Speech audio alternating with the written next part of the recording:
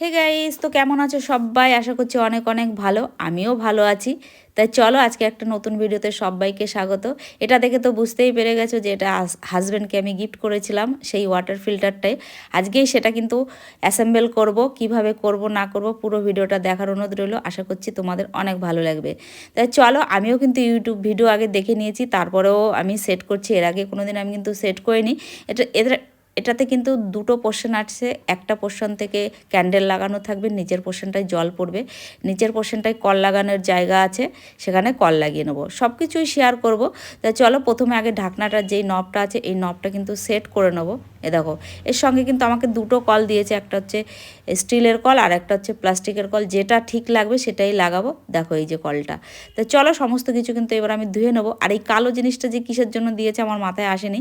যাই হোক, আমার কিন্তু সমস্ত মানে কলতলাতে নিয়ে এসেছি বেসিংয়ে। এখন এটা কিন্তু ভালো করে মেজে পরিষ্কার করে নেব। মাজা ধোয়া পরিষ্কার আমার হয়ে গেছে। এবার একটু কিন্তু এটা রোদ্রে দিয়ে দেবো। যতক্ষণ রোদ্রে আমার এটা শুকনো হচ্ছে ততক্ষণ কিন্তু আমি জলটা গরম বসিয়ে দিয়েছিলাম। এবার কিন্তু ক্যান্ডেলগুলো আমি এর মধ্যে চুবিয়ে দেবো। জলটা দেখো একদম কিন্তু টকবগিয়ে ফুটছে, এমনিই দিতে হবে, আমি ভিডিওতে দেখেছি। যাই হোক, এবার ক্যান্ডেলগুলো কিন্তু খুলে নেবো। এর গায়ে কিন্তু প্রচুর পরিমাণে ধুলো, মানে হাত দেখলেই বুঝতে পারবে। তোমাদেরকে আমি হাতটা দেখাচ্ছি। দেখো আর একটা ক্যান্ডেল আছে, এটাও কিন্তু খুলে নেব।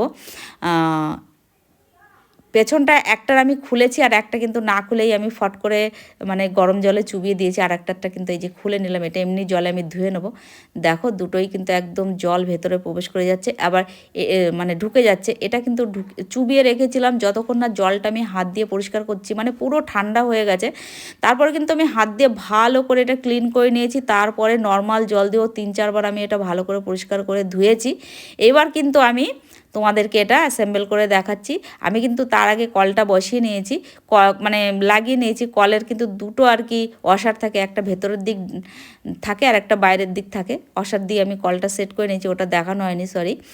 যাই হোক, এইবার কিন্তু আমি এই যে নবটা মানে ক্যান্ডেলগুলো আছে এগুলো সেম, একটা কিন্তু ভেতরের দিকে ওয়াশার থাকবে দেখতেই পেলে, আর একটা কিন্তু বাইরের দিকে ওয়াশার দিয়ে, আর যে স্টিলের যে মানে টাইট করার আছে ওটার দিয়ে কিন্তু টাইট করে নিতে হবে।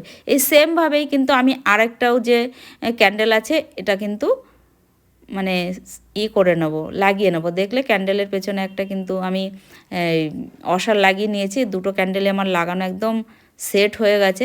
এবার কিন্তু আমি জল ভরে এর মধ্যে রাখবো। দেখো কি সুন্দর হয়ে গেছে না? আর এটা কিন্তু ভীষণই ভারী। এর থেকে যদি বড় সাইজের নিতাম তাহলে কিন্তু 3টে ক্যান্ডেল হতো, সেক্ষেত্রে আরোই অসুবিধা হতো। যাই হোক, আমার কিন্তু একদম সেট করা হয়ে গেছে। ফিল্টারটা কেমন লাগছে দেখে বলো। এখানে কিন্তু আপাতত আমি ফিল্টারটা রেখেছি, পরে কিন্তু অন্য জায়গায় সরিয়ে রাখবো। এবার কিন্তু আমি জল এর মধ্যে দিয়ে দেবো। তার জন্য কিন্তু জল নিয়ে এসেছি। পুরো জল কিন্তু আমার ফুলফিল করা হয়ে গেছে। তা চলো, জল ভরার পরে এটা কেমন দেখতে লাগছে তোমাদেরকে দেখাই। পুরো জল কিন্তু ভর্তি, দেখো। এখানে আপনাদেরকে বলি, প্রথম কিন্তু দুদিনের জল খাবো না, মানে পুরো জলটা ফিল্টার হবে আর ফেলে দেবো। তারপর থেকে 2-3 দিন পর থেকে কিন্তু জলটা খাওয়া শুরু করব। 2-3 দিন জল আমার ফেলা হয়ে গেছে। এবার দেখাচ্ছি আপনাদেরকে। জল ফিল্টার হয়ে গেছে, দেখো কতটা কমে গেছে, তার মানে জল নিচে পড়েছে। তা চলো এবার কিন্তু একটু জল নেব, তোমাদেরকে দেখাচ্ছি। দেখো কি ক্লিন জল, একদম পরিষ্কার। দেখো, চলো একটু খাই।